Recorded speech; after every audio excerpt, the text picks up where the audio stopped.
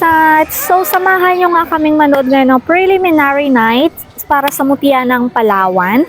And this time, feeling ko makakapasok naman kami sa convention since parang hindi naman ganun karami ang tao sapagkat grabe ang ulan buong maghapon. Nag-end lang yata around 7 p.m. na. Tapos mga kabsat, wala nga kaming idea kung kailan or anong oras ba ang start ng program. So pagdating namin dito ay nagrarampa na nga ang mga kandidata. At yun nga, napansin namin na ang rami pang mga bakanting pag-uupuan. Kaya syempre natuwa naman kami dahil hindi kami mahilig talaga pumunta sa mga ganitong event.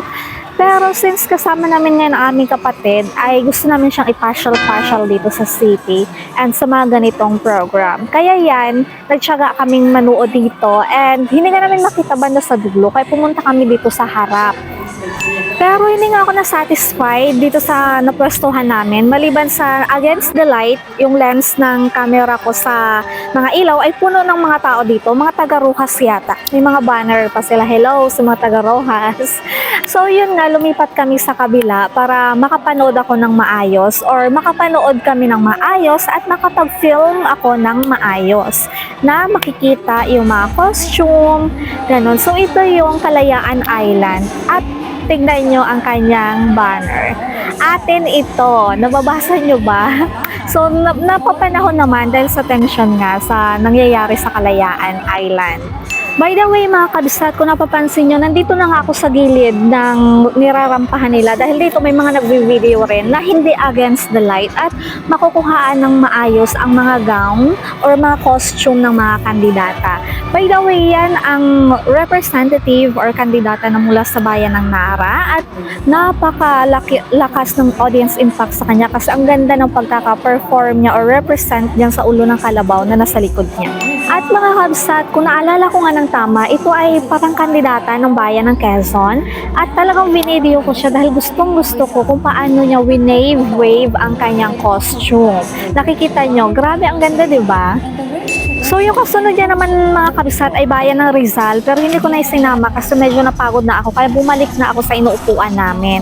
And yun nga nagpatalastas na rin or nag-break so kaya medyo madilim at pinapakita ang mga sponsors doon sa screen. Pagkatapos ng mga kabsat ay pinatawag na lahat ng mga kandidata sa stage upang magkaroon na ng awarding sa preliminary night at dito makikita kung sino ba ang may pinakamataas na chance para maging mutya ng Palawan. Sa June 22, start ng program ay 7 p.m. ngayong Saturday yan.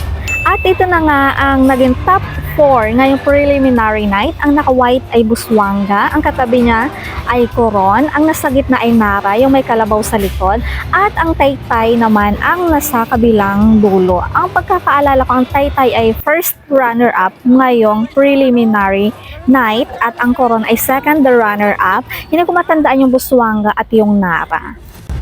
Since tapos ng awarding, uwi na sana kami pero naisip kong magpa-picture pa nga kami at ang akin namang palalabs gusto niyang magpa-picture sa Taytay dahil siya nga ay proud Taytayanos. Kaya hinanap namin si Miss Taytay ang first runner-up at kung makikita nyo, ang rami nagpapa-picture kaya sumingit lang kami dyan. At yan nga, makikita nyo ang aking palalabs. Ayun na.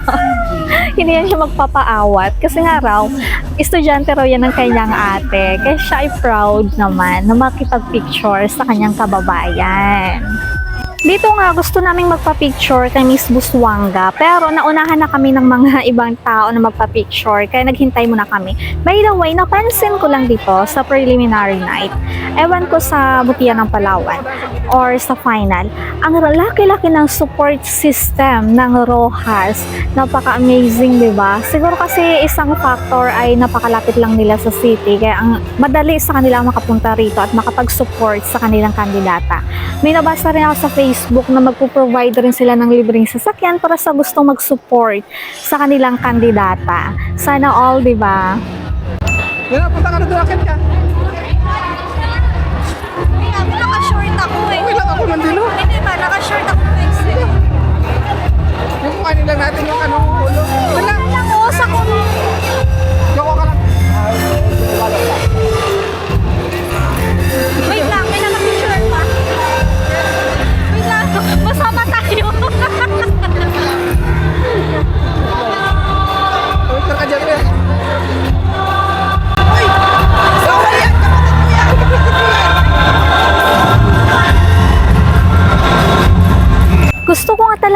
kabsat magpa-picture dito sa Miss Coron kasi nakikita nyo ba yung ibon sa gilid? Napaka-realistic, di ba? Talagang gumagalaw at hindi lang straight yung paggalaw ng kanyang pakpak. Talagang nag-wave-wave. At siya ngayon yung naging best in costume ba yun or best in design? Basta hindi pa siya natatawag, nahulaan ko na siya talaga makakakuha nun dahil doon pa lang sa pagsama-sama nila kanina sa stage, talagang angat ang ganda ng kanyang costume.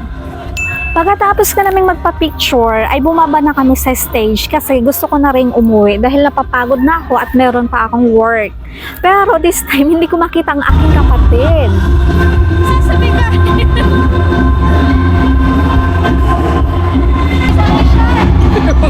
Wala na. Ito. Pa-picture ka?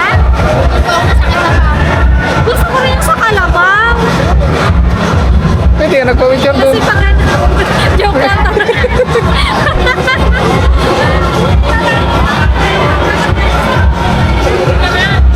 So, nagpaplano nga ako dito mga kabsat, magpa-picture talaga sa Miss Nara dahil gustong-gusto ko yung costume niya na may ulo ng kalabaw. Pero dinudumog na talaga siya ng mga tao kaya hindi talaga ako makasingit.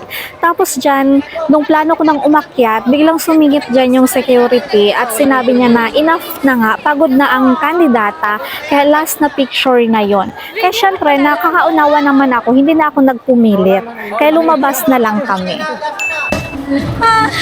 Tapos, so akala ko may bibilhan kami doon ng mango shake, masarap. Pero ikaw, kung gusto mo nun, o milk tea.